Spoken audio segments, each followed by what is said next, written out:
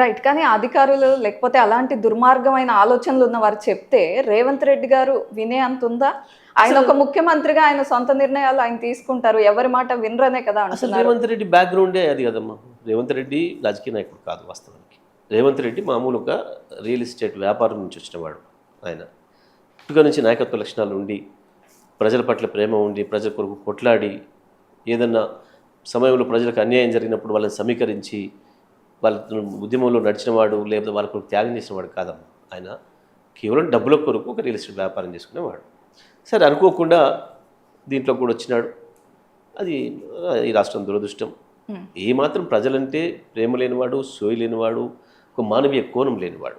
ఎప్పుడు కూడా నాయకుడికి పర్టికులర్గా పరిపాలకుడికి ఉండాల్సిన మొట్టమొదటి లక్షణం మానవీయం. నిజంగా ఏమాత్రం ఉన్నా, చిన్న ఇంత మనసున్నా, ఆయన మనవడితో ఆడుతున్నప్పుడైనా ఆ పిల్లలు ఏడుపిన పడాలి.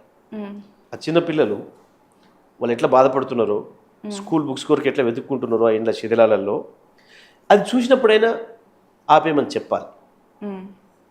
నా మనవడైనా అంతే, వాళ్ళైనా అంతే. పిల్లలు వెంటనే ఆపేయండి, ఇది మంచి లేదని చెప్పాలి. అది చెప్పలేకపోవడం అంటే ఏంటి? మానవత్వం లేకపోవడం.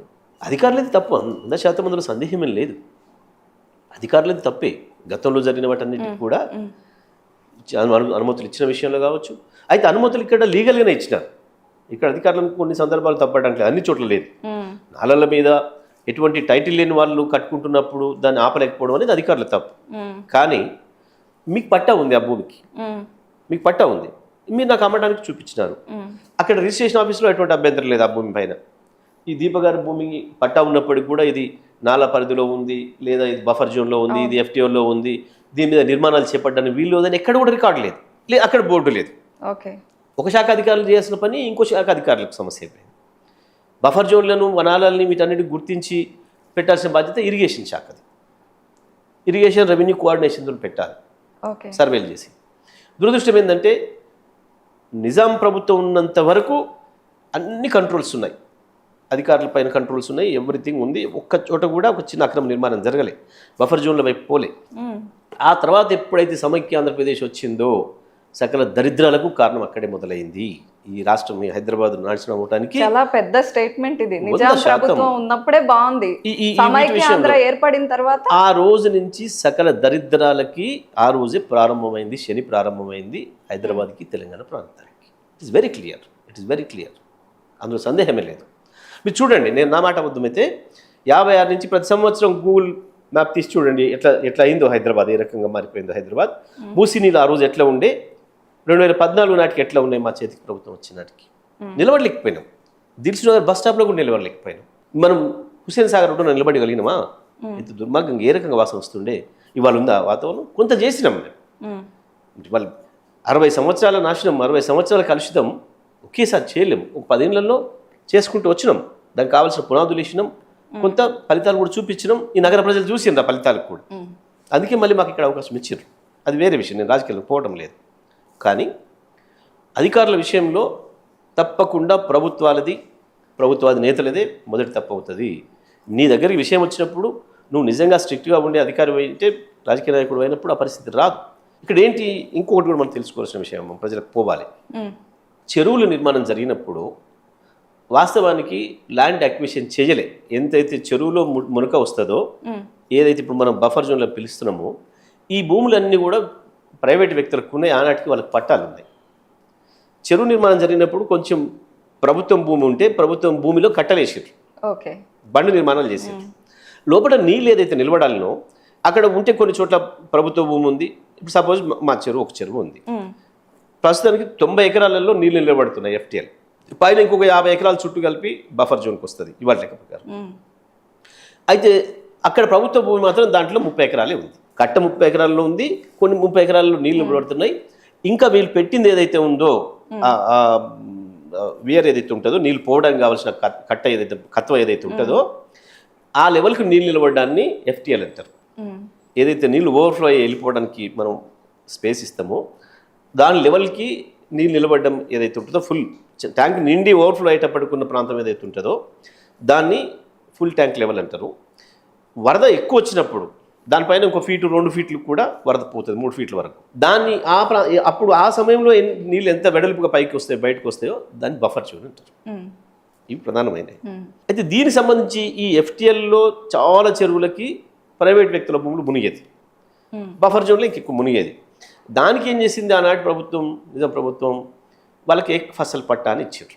అంటే మీరు ఒక పంట చేసుకోవడానికి మీకు ఇలా అధికారం ఉంది, మీ భూమే, వర్షాకాలానికి మీకు అధికారం లేదు, మేము చేసుకుంటాం, చెరువు తీసేస్తామంటే కుదరదు, వర్షాకాలం నీళ్ళు ఉంటాయి, దాంట్లో నీళ్ళు ఉంటాయి, మీరు యాసంగి పంట చేసుకోవచ్చు అని చెప్పి ఆ రోజు ఇచ్చారు, వాళ్ళకి అధికారాలు ఇచ్చారు, దాంట్లో పట్టాలు ఇచ్చారు, హక్కులు ఇచ్చారు.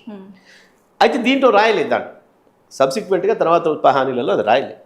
ఇది ఒకటే పంటకు అవకాశం ఉన్న భూమి, ఇది ఎటువంటి నిర్మాణాలకు అనుమతి లేదు అనే విషయాన్ని ఇక్కడ రికార్డ్ చేయలేదు. అది ఒక మిస్టేక్. దాన్ని ఆధారం చేసుకొని ఆ తర్వాత అమ్ముకునే వాళ్ళు అమ్ముకున్నారు, కొనుక్కునే వాళ్ళు కొనుక్కున్నారు. ఇక్కడ అభ్యంతరాలు కనపడలేదు అధికారుల నుంచి. రిజిస్ట్రేషన్ ఆఫీసులో ఇంకొకటి అమ్మ, మనం ఎవరమైనా ఎంత పెద్దవాళ్ళమైనా ఎంత చిన్నవాళ్ళమైనా దేన్ని నమ్ముతాం? ప్రభుత్వం నుంచి రిజిస్ట్రేషన్ జరిగింది అంటే అయిపోయింది, ఇంకా మనకు హక్కు వచ్చేసింది. అవును, మీరు అమెరికాలో ఉండండి, రష్యాలో ఉండండి, మీరు రోదస్లో ఉండండి, ఇది నా భూమి, ఈ భూమి నాది, నా పేరు మీద రిజిస్టర్ కాబడి ఉంది అని ప్రపంచవ్యాప్తంగా ఉన్న విషయమే కదా. మరి ప్రభుత్వం శాఖ రిజిస్ట్రేషన్ చేసిన తర్వాత నమ్మకుండా ఎట్లా ఉంటారు పాపం సాధారణ ప్రజలు? దాంట్లో వాళ్ళు తప్పట్టడం లేదు కదా. అది చూసి మున్సిపాలిటీ పర్మిషన్ ఇచ్చింది. ఈ మిగతా శాఖలన్నీ కూడా ఇచ్చినాయి. విద్యుత్ ఇచ్చిండ్రు, మంచినీళ్ళు ఇచ్చిండు, రోడ్లు వేసేవాడు రోడ్లు వేసిండు, స్ట్రీట్ లైట్ పెట్టేవాడు స్ట్రీట్ లైట్ పెట్టిండు. ఇవన్నీ చూసిన తర్వాత అన్ని వెతికే బ్యాంకు 30 ఏళ్ళ హిస్టరీ 50 ఏళ్ళ హిస్టరీ తెమ్మని చెప్పి తిప్పుకునే బ్యాంకు కూడా నమ్మి లోన్ ఇచ్చింది అని అంటే ఈ సాధారణ ప్రజలు ఎందుకు నమ్మరు బ్యాంకే నమ్మిన తర్వాత? సో కాబట్టి ఇక్కడ అధికారులు తప్పు లేదనే సమస్య కాదు, అధికారులు కూడా తప్పు ఉంది, అందులో సందేహం ఏం లేదు. ఇక్కడ అక్రమంగా అనుమతులు ఇచ్చిన చోట, కానీ లీగల్గా రిజిస్ట్రేషన్ జరిగి అన్నీ ఉండి అనుమతులు ఇచ్చినప్పుడు అధికారులు కూడా తప్పట్టలేదు. అది ప్రభుత్వంగా పాలసీ తీసుకొని మొత్తం రాష్ట్రంలో ఉండే చెరువులు, ట్యాంకులు అన్నిటికీ బఫర్ జోన్లు నిర్ణయం చేసి వాటి మార్కింగ్లు పెట్టి చేసి ఆ తర్వాత కూడా ప్రజలు పోతే వాళ్ళు తప్పు అవుతుంది ఇక్కడ. రైట్. సో కాబట్టి తప్పకుండా ఈ 56 నుంచి ఇప్పటి వరకు పరిపాలించిన అందరి భాగస్వామ్యం ఉంది, అందులో సందేహం ఏం లేదు, ఎవరిని ఒకరు తప్పట్టడం కాదు. కానీ ఇప్పుడు వస్తున్న సమస్య ఏదైతుందో, మనకు ఎదురైన సమస్య ఏదైతుందో, దీన్ని మానవీయ కోణంలో చూడాల్సిన అవసరం ఉంది. ముఖ్యంగా సుప్రీంకోర్టు ఏదో చెప్పింది కాబట్టి మేము దాన్ని అమలు చేస్తున్నాం అనే భావన కాకుండా, చట్టం ఉంది కాబట్టి నేను అమలు చేసేస్తున్నా అనే భావన కాకుండా, అక్కడ జరిగింది ఏంది, ఇప్పుడు ఆ నష్టాన్ని ఎట్లా పూడ్చాలి, నువ్వు ఏదైతే చేయాలనుకుంటున్నావో దానికి మించిన నష్టం చేస్తున్నావు ప్రజలకి. ఇప్పుడు అంత ఆస్తి లాస్ అవుతుంది. ఇవాళ ఈయన ఏదైతే 1,00,000 మందిని మూసీ పరిధిలో ఏదైతే డిస్ప్లేస్ చేస్తున్నాడో, నిరాశ్రయం చేస్తున్నాడో, ఏదైతే 1,50,000 కోట్ల ప్రాజెక్టుకి రూపకల్పన చేసేసి దాంట్లో చాలా ఆలోచనలు చేస్తున్నాడో, 1,50,000 కోట్ల ఆస్తి నష్టం అవుతుంది. 1,50,000 మంది ప్రజలు చాలామంది దాంట్లో గుండె వెళ్ళి చచ్చిపోతారు. సూసైడ్ చేసుకోవడం కాదమ్మా, ఒక్కసారి ఆ ఇంట్లో నుంచి వెళ్ళిపోయిన తర్వాత మనం చూసినాం ఎన్ని హృదయ విదారక సంఘటనలు. వాళ్ళ పడి ఏడుస్తున్న విధానం, ఆ భూమి మీద పడి ఏడుస్తున్న విధానం, ఇంకా ఇవాళ శిథిలాలకి వెళ్ళి కూర్చొని వాటిని చూసుకొని బాధపడుతున్న విధానం మనం చూస్తున్నాం. ఇది ఎంత దారుణమైన మానసిక క్షోభకు గురి చేస్తుంది.